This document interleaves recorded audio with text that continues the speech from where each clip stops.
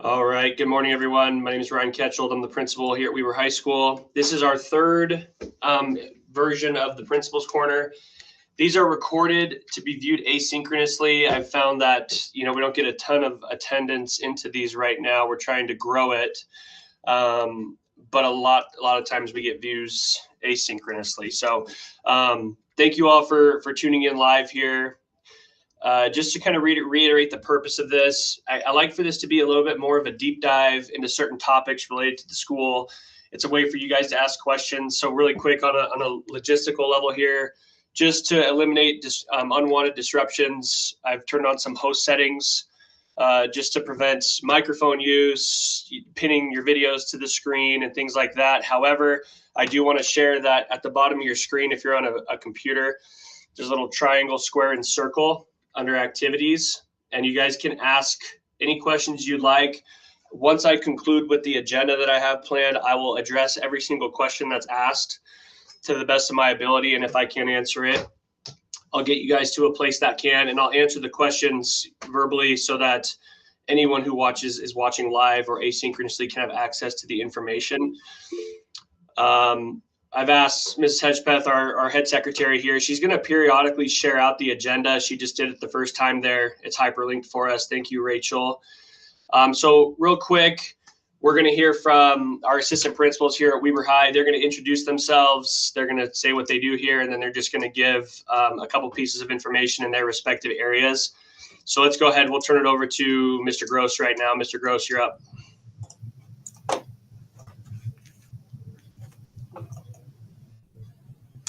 My camera's not coming on.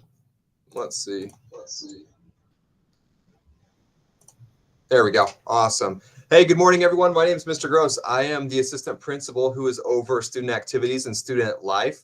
We got a lot going on with relative to student activities and student life this month and even just in the last couple months. So the first thing I wanted to highlight is we had our winter ball this last weekend, which was a success. We held it here in the Commons of Weber High, and it seemed like it was very enjoyable, and the students had a great time from what I'm hearing. The next thing I want to talk about is our theater department is putting on a murder mystery dinner called An Air of Mystery. That's next week, January 14th to the 16th.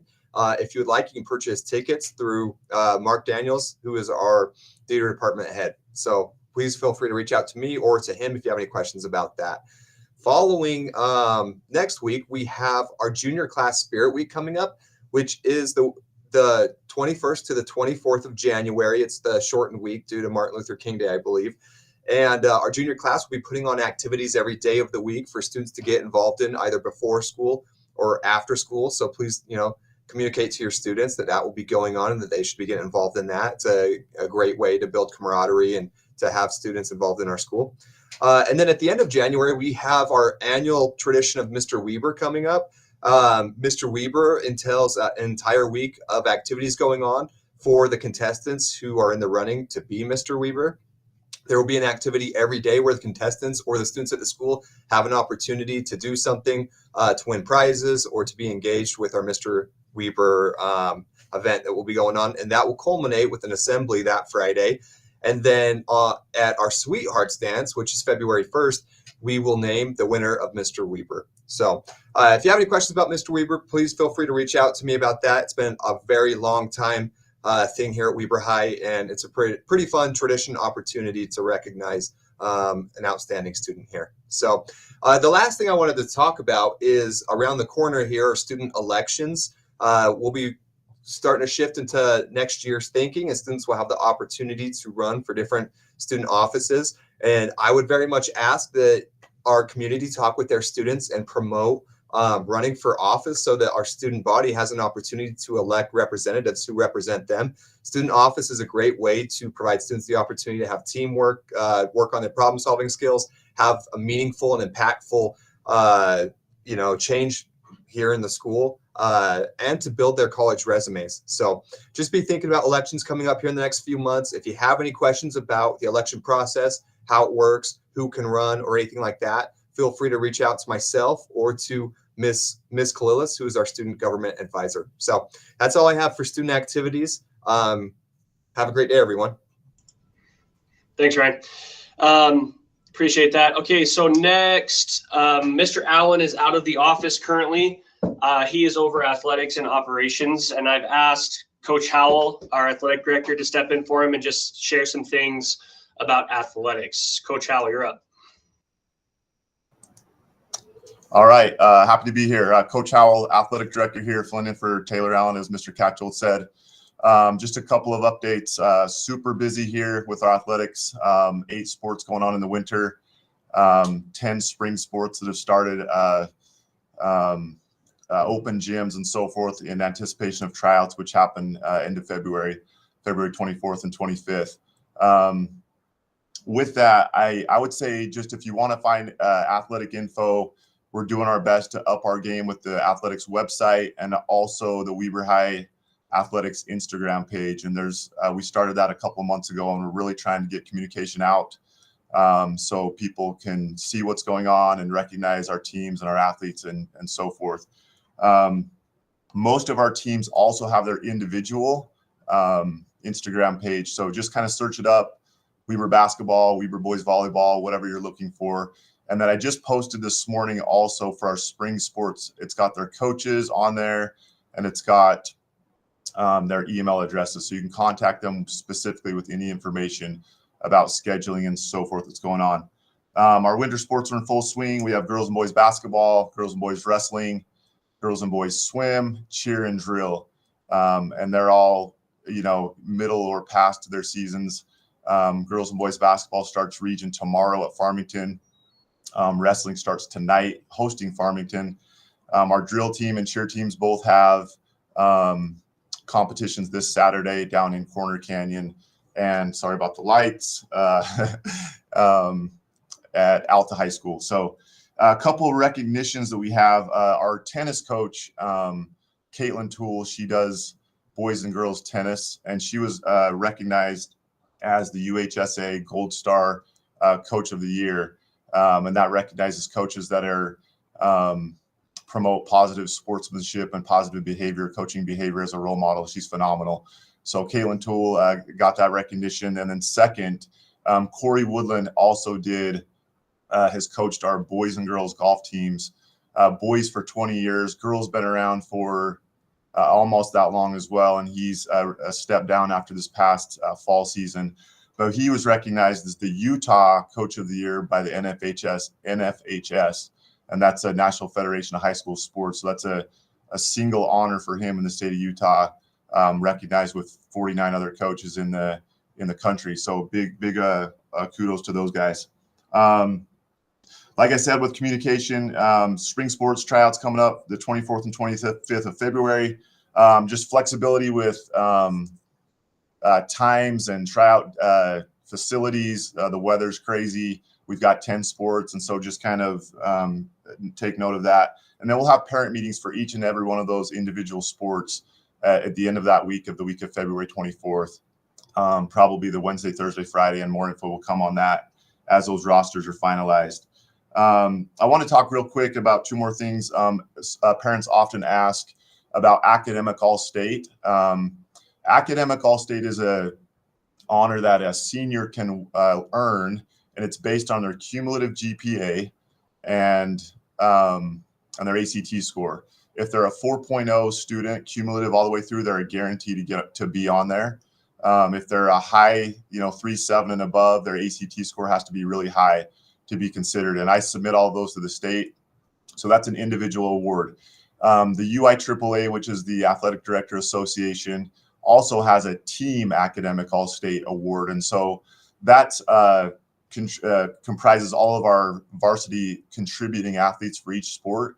And we take all of their cumulative GPAs, we average those out, turn those in, and then the team can win, the 6A, girls volleyball academic team state champions. And we've got 7 teams that have done that just in the last 4 years. And we've got some of them done multiple times. And those banners are hanging in the gym here, which is a really cool recognition. And then finally, just want to talk about eligibility. Parents also often ask about eligibility for athletics.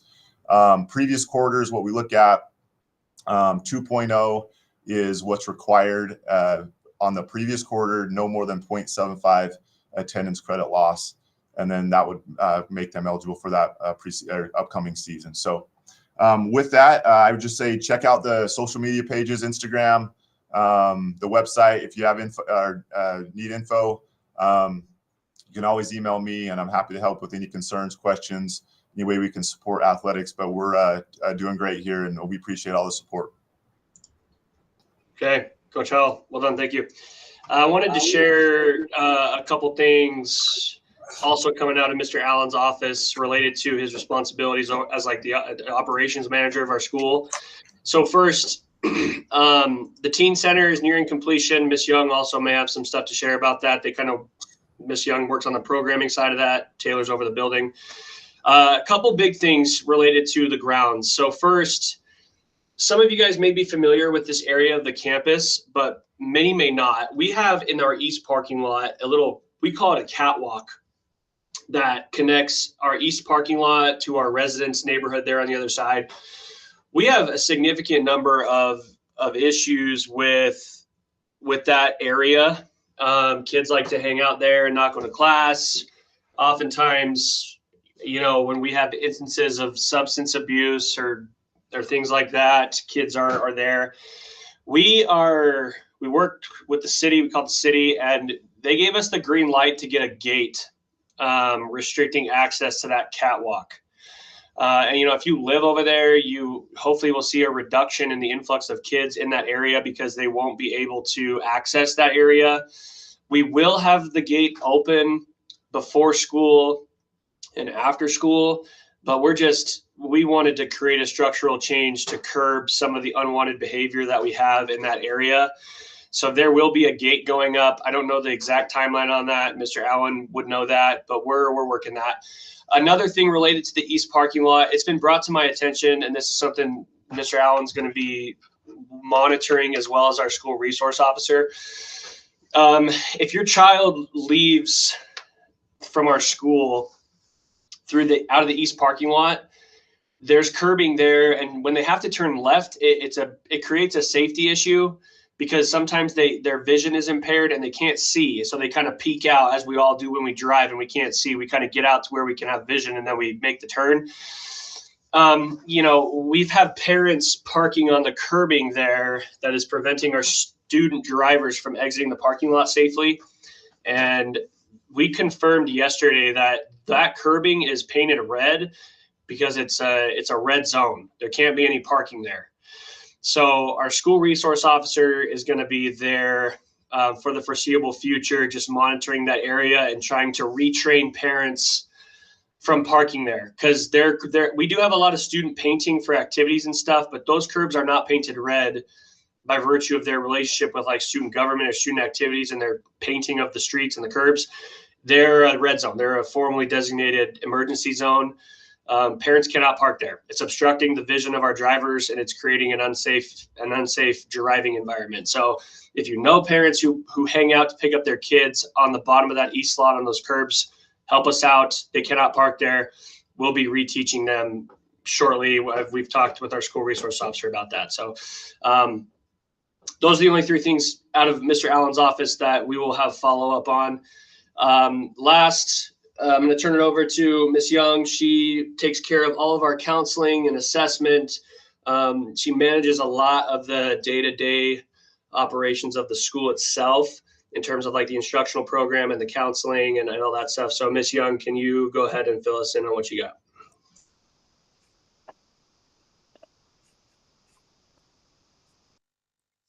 Hello, Weber High stakeholders. For those who have not yet met me, my name is Brooke Young, and I'm the administrator of counseling and assessment. Some updates for the counseling and assessment areas at Weber High are: end of second quarter is today, January 9th. Students will not have any school tomorrow. Schedule changes for third quarter are $10, and they go through January 14th by 3 p.m. That gives students one A day and one B day to meet their teachers and get a brief overview of the curriculum before changing classes. Classes are very full and options may be limited, but we appreciate giving those teachers a chance to meet your students first. Students can meet with their counselor to go over schedule change options before or after school or during flex or lunch. Registration is already here for next year. It opens up February 3rd. All registration will be done through PowerSchool, our district school information system. A video will be sent to students and parents shortly with instructions and information on the process. Remember to look at the course guide located on our Weber High website to see all of the amazing classes that we will be offering. We also have 2 exciting events planned for the last week of January to help and promote classes for the upcoming school year. The class fair will be held during Flex on Monday, the 27th and Tuesday, the 28th. We will also have Weber Experience on Thursday, January 30th, where current 9th graders will be bused to the campus for a Weber High tour and introduced to programs, teachers, and class options. Counselors will also be visiting current 9th graders during the first 2 weeks of February at their junior high schools to go over registration and answer any questions. Next, we have parent-teacher conferences on Wednesday, February 19th from 2 to 6:30 p.m. During parent-teacher conferences, there will be a FAFSA information session to help with financial aid and college application, as well as a registration help information session to help with questions for registering for the next school year. Watch for specific time and location of these sessions during parent-teacher conferences to be emailed out closer to that date. 2 ACT test prep classes are being offered as an added resource to help our students prepare for our March 11th ACT test. Sessions will be February 3rd and February 24th, and both of those sessions are limited to 35 students each. Preference will be given to juniors, and these classes have a $45 fee attached. The last update I'd like to share out, as Principal Ketchhold mentioned, is about our beautiful new teen center and food pantry. Construction is almost complete, and we will be having a grand opening ribbon cutting ceremony towards the beginning of February. So please watch for details on that event to be shared soon as well. We would love to see everyone there. As always, thank you so much for the support. Please don't hesitate to reach out with any questions. Thank you. Good job, Brooke. Thank you. Okay, so that's our 3 assistants. They, the way I have the school set up, they are, for the most part, the day-to-day managers of the school. And so that's why a lot of their stuff is pretty specific and it's related to all the areas that they supervise. Rachel's put the agenda out a number of times. Before I jump into my stuff, I just want to review. If you've heard anything you have questions about, or if I start to talk and you have questions, if you are on a computer, down at the bottom right, there's a little triangle, square, and circle. It says activities. If you click on that, you can ask a question. I'll wait till the end after I cover my stuff, and then I'll respond to every single question I get asked. And that way it will also live in the recording as well, for it to be referenced, and I'll answer it for the whole group. And if you're on a phone, I just want to go over this because some of you guys might be on phones. But if you're on a phone, there are these 3 little dots at the bottom. And if you click on those dots, you get that same icon. It's that activities icon. You can find Q&A in there, and you can ask a question there. And I'll be watching for those. So as I jump into some of my stuff, there's 2,000 kids at Weber High. Every one of them have a set of parents or guardians and grandparents and things that are highly invested in their education. I really try to think about, I could put 100 things on this, right? But I try to think about the things that parents will value most, and what we don't often get in a lot of like weekly emails from principals, right? They kind of go over the schedule, they talk about the logistics, but I think about a lot of different things in this job. And, when we're as principals, a lot of us are trained education experts. We don't often share like the internal dialogue with our parents. So I'm trying to extend what's inside my head to you guys, and hopefully that will empower you to make different and more informed decisions with your kids' education as they attend Weber High. So the first thing on the agenda, and I'm going to be closely referencing the agenda now. So if you want to click on that and follow along, you can. Some things are hyperlinked in there for you guys. And you'll be able to access those as well. Probably easier if you're on a computer. But the first thing is hyperlink, and it's a vision board. It probably doesn't follow a lot of the formal components of a vision board. But if you look behind me in my camera, it's this right here. It's just a poster board. And I'm not kind of claiming this to be a school vision. This is my personal vision for the school. I would love for it to be shared collectively. I'm working on it. But it's got 2 components. And the first is that It's a very straightforward component. It's essentially a school ranking component, right? And I don't want people to think that, all I care about is test scores. That's not who I am as a leader and as an administrator. But the thing that is important to know is that the legislature and the Utah State Board of Education create an accountability system and modify and monitor the accountability system, as every state does, to give parents, our communities, local stakeholders, policymakers a way to evaluate our schools. So whether we like it or not, whatever problems we have with it or not, it is within every public school or charter school or private school's best interest to perform well under the umbrella of accountability. So if you're looking at that vision board, last year, our accountability picture, we were basically in the top 24%. We were about 24% in the top education institutions in K-12 in the state, right? So what that really means is we were ranked 233 out of 970 K-12 institutions in the state of Utah. That includes elementary schools, private schools, charter schools. I did not differentiate between high school, junior high, elementary. I just took kind of the raw ranking. I could look at only high schools. The trend is what it is. So that put us top 24%. I believe wholeheartedly that our school can be between the top 10 and 15% of the state. That's a pretty big leap because we're going to have to surpass, 100 different schools. So we're going to have to improve at a much more significant rate than other schools do. So that's my vision for it. I don't know what my shelf life is here, 3 to 5 years, maybe longer, depending on the movement in the district and what other opportunities there are or where they need me. That's the first one.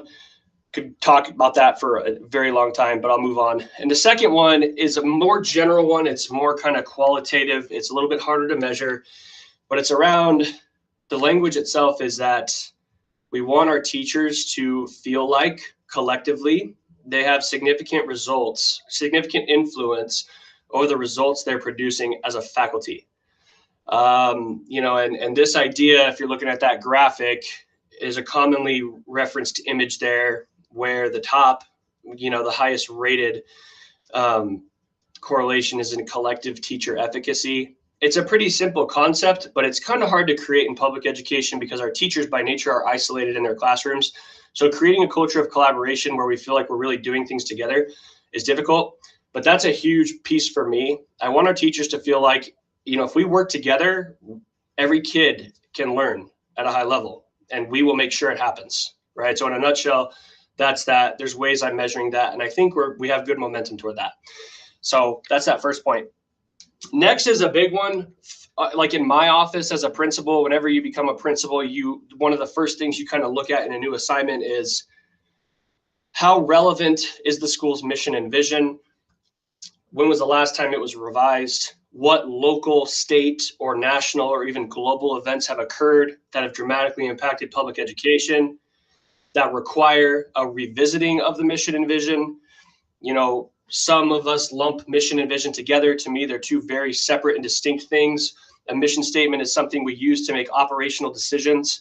If I have a decision that I'm having trouble making, I will often reference the mission statement to determine whether or not it clearly falls under that. A vision is something more aspirational. It's something that we want to create in the future.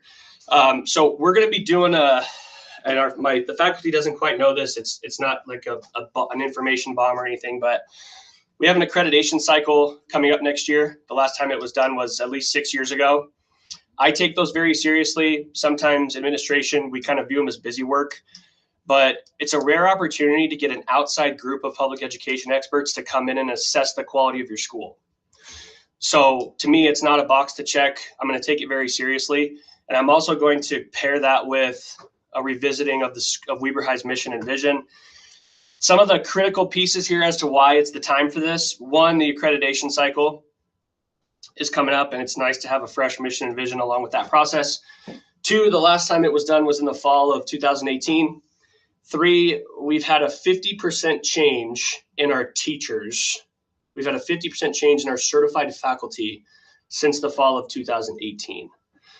So in 6-ish, 7 years, 50% of our teachers are different. We've had some significant advancements in school choice in the legislature. The Utah Fits All Scholarship is dramatically pulling financial resources away from public education. So it's more important for our public education institutions to perform better, to be better, and to provide higher levels of learning for kids. Having a relevant mission and vision statement accomplishes that. We have a new strategic plan from Weber School District, Elevate 28, that we want to make sure we're aligned with. COVID happened in 2020. It's obviously had ongoing effects in different ways and significant impacts on learning loss and things like that. So the mission and vision we currently have were established before the pandemic. And then lastly, Utah, depending on, what you read, is one of, if not the fastest growing states in the country. One of the reasons is we also have the highest amount of children in our homes per capita, but another reason is that we have a lot of folks moving in from other states, right? So it's just time. It's just time for a variety of local, state, national, global factors and variables are different. We need to have a new mission and vision that represents our community and our school. So that's coming. All right, this next one, a little bit of a more specific topic. We reworked our valedictorian and salutatorian formula.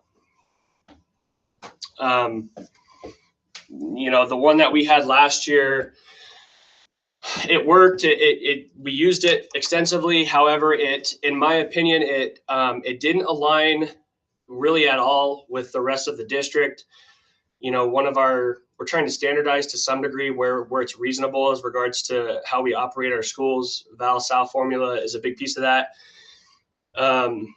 Just to kind of cover in at 1,000-foot view, the old formula just grossly overweighted AP classes.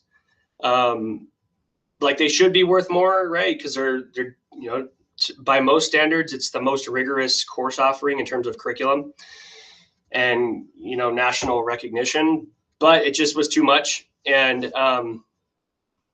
was one AP class was somewhere in the neighborhood of 6 or 7 times more valuable than a CE class. The other thing is it didn't account for the difference between core and elective courses, which now it does, because a CE elective class is not the same as a CE core class, just like an AP elective is not the same thing as an AP core class, right? So we've balanced it out. We've aligned it more with the Weber School District practice. And, if you have specific questions about that, you can reach out to Miss Young, my assistant principal next door. So there's that. Cores and Cans Holiday Fundraiser, you guys, a lot of this is you guys, the parents, the community, the local businesses. They continue to raise more and more money every year through that fundraiser. It's a very special thing. Our student body officers take great pride in that project. I think they raised $75,000 this year. So, that's huge. And, I guess for me, it's incredible. I love it. Speaking completely transparently, when I work in my office, I worry about the amount of money we're soliciting from our community. It's not, I'm in no way kind of saying we shouldn't do a fundraiser or we shouldn't do this or we shouldn't do that, but I try to have a balanced approach to everything I do. And I wouldn't be, sharing my whole mind with you all if I didn't oftentimes wonder or, am apprehensive about the extent to which we ask our community for money. If you have a kid and, you're fortunate enough to have a cheerleader and a football player, or a cheerleader and someone in band or choir orchestra, it's a pretty penny for your child to access extracurricular activities to their fullest extent over the course of their 3 years. So it's a lot. And I just want you all to know that. I think about that. And if you have feedback for me on that, please pass it on. Next thing is a big one. I shared out for this with in our PTSA meeting earlier this week. It's the first public reveal was with PTSA. Weber High is going to be starting its 100th school year in the fall of 2026. So if your child is graduating in the class of 27, they'll be in the centennial graduating class for Weber High. We're going to kind of blow the top off this thing, and we're going to, there's very low risk, very high reward for making an incredible, memorable, meaningful centennial event. I'm going to delegate the logistics of this and kind of the skeleton of it to an assistant principal. I'll be very closely involved, but we want to know all the awesome things there is to know about Weber High and its 100-year history. So if you have connections, people who are extremely knowledgeable, we've got a pretty good wealth of knowledge for the recent past, but if you've got someone senior who's really sharp, maybe graduated in the old building or went to school in the old building, we would love to get to know those people. So there's going to be some content creation and branding around the centennial that will be coming out of Mr. Gross's office in the near future. We are kicking that off this semester. We'll go through all of next year planning, and then that centennial school year will be well executed with lots of fun stuff. Another small operational thing here.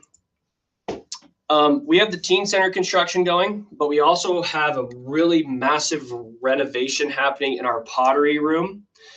And they're, all involved in power and electrical and all their stuff. So some of your students may have come home and said this, but before break, we had an unexpected fire alarm. And we made the decision to not evacuate. So what I want to share with you about this is what my position is and how I view the events of an unexpected fire alarm.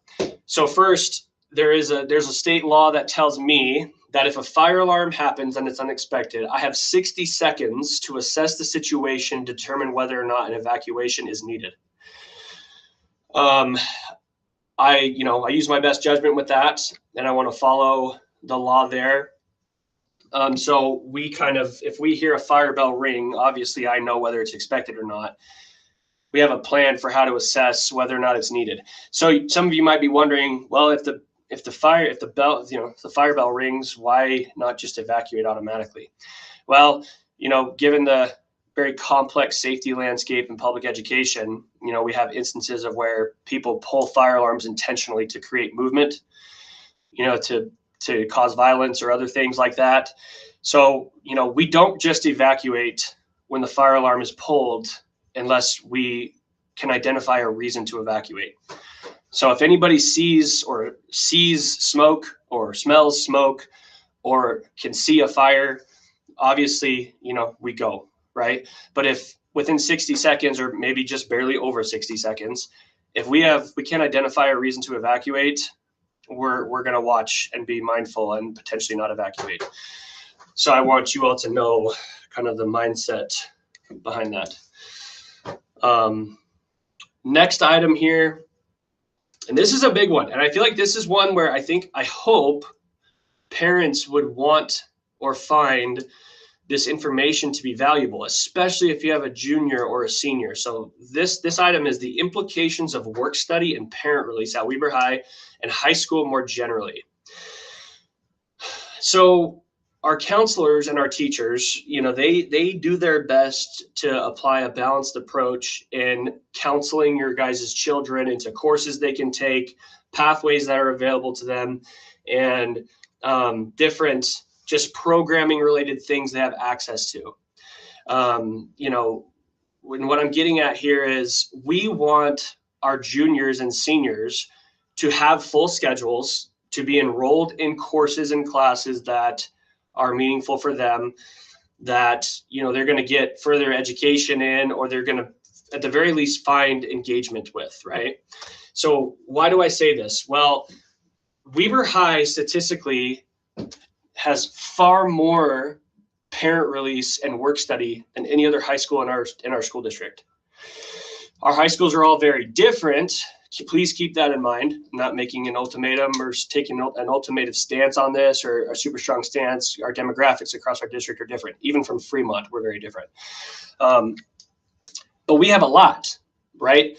And I want to explain on a large scale what the effect of this has been over many years, right? So kids go to junior college, they go to 4-year college, they go, and this largely applies to students who are entering some sort of post-secondary education. This kind of parent release phenomenon has wildly increased since COVID. But what you end up having is, like, if you have a child who is a successful kid, or in school they have performed kind of average, and they say, yeah, I'm going to do parent release, or yeah, I'm on track to graduate. Yeah, you can do parent release. Your credits look good. Or, you're going to do work study, and maybe the work study is not the most relevant, fulfilling, optimal work experience for your child, where they're at in their life. Our colleges, and in Utah, it's even more so because the state funding,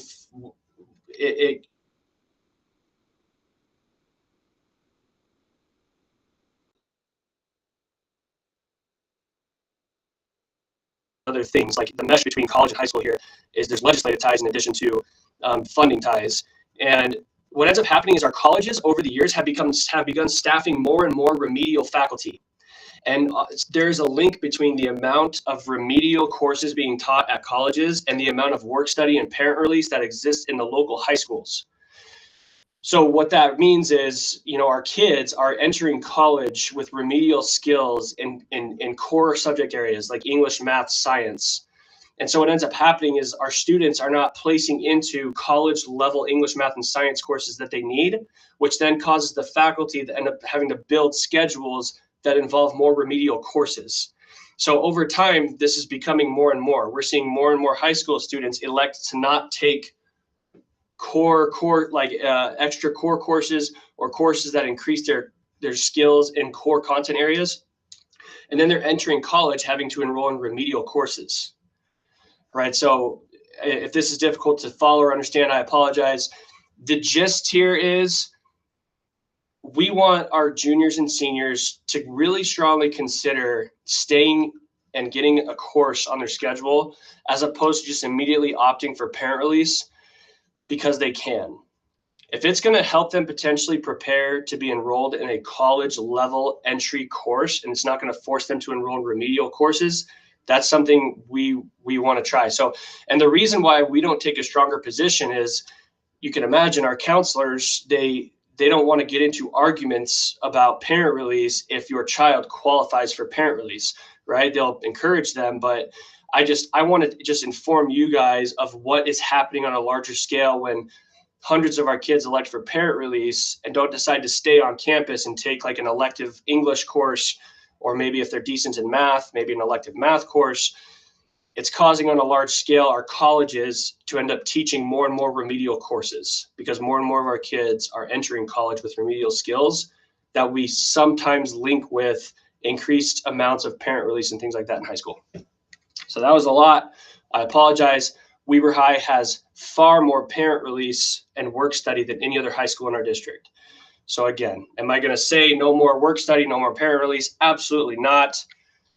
But I feel like we can think about it more with regards to our juniors and seniors and whether or not we're going to just automatically endorse parent release. I can talk further with anyone who's interested in that on an individual level. Next thing, so some of you may have mentioned, I've gotten a couple frustrated parent emails, and I apologize. We're getting a new website with new communication software that's going live this month.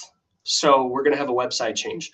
I have intentionally elected to delay large scale website changes in lieu of this. So we're going to get the new website come in, and there will be a lot more resources spent updating that website, modernizing what's on there, and having it return to being something useful for more than just a dad's guest forum and maybe community council. So that's coming. The last thing I have, again, just some more subtle things that may not be communicated to the public all the time, is if you're looking at the agenda, and maybe it will help particularly for this, when I entered this office and assumed this role, there was leadership structures in place, And if I've changed anything significantly about Weber High, it's this element of the school. So when I assumed the office, I'm highlighting it right now on the agenda, but there was essentially what we call a collaborative leadership team, or a leadership team. I call it the leadership team. And that was comprised of principal appointed teachers who kind of dealt with and engaged in various projects to improve the school. The other feature that existed were the department heads, which I'm highlighting on the agenda now. So they did all kinds of stuff. They help build the master schedule. They sit in on interviews for teacher candidates, oftentimes in the spring. They help us, look at and alter some operational features within the school. So like Brooke, she supervises our department heads, and they meet regularly. So the point I want to make here is there were those two structures that existed. I've added 5 different teacher leadership structures in the school. We know that to create sustainable structures in schools now, there has to be a strong middle leadership level within the school. There's only 4 administrators. Assistant principals get moved a lot. The vision changes, the priorities change, the skills change, the emphases change.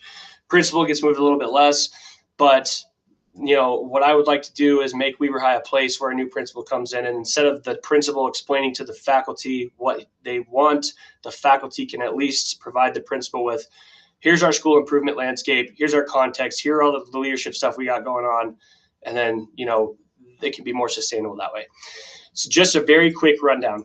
The leadership team, or CLT, they're focused on, and all of these teams have measurable goals that they're working toward, that are reviewed, and the progress is monitored by me with the help of my assistant principals. But the leadership team, we have a goal to basically reach 25% of our student population with a process to change, reinforce, and nurture a culture of caring and connection.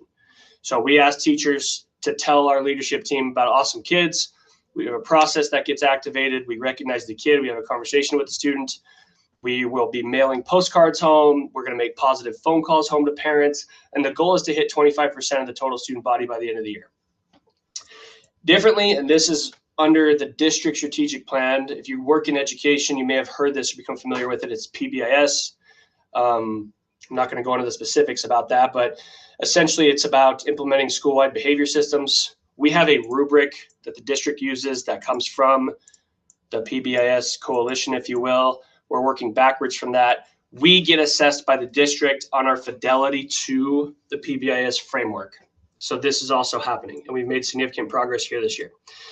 This one is brand new. This is not something that I created from scratch. It comes out of a textbook. The name itself is what's shared in the textbook. It's a popular textbook. It's a research-driven textbook, but it's our guiding coalition. And this has to do with advancing my vision for the school, which I shared earlier, which is we want our teachers to feel like they can produce the results they want, or we want our teachers to feel like if they work hard together, they will produce the results that they want. Many of you know I've appointed 4 instructional coaches. They teach half the day, and then they engage in leadership efforts and a lot of various other projects. This is a district program. I've appointed 4. Other schools have appointed 1 or 2. Based on my anticipation and the district's position, they're going to push schools to appoint more. So we're kind of ahead of the game there in terms of resources.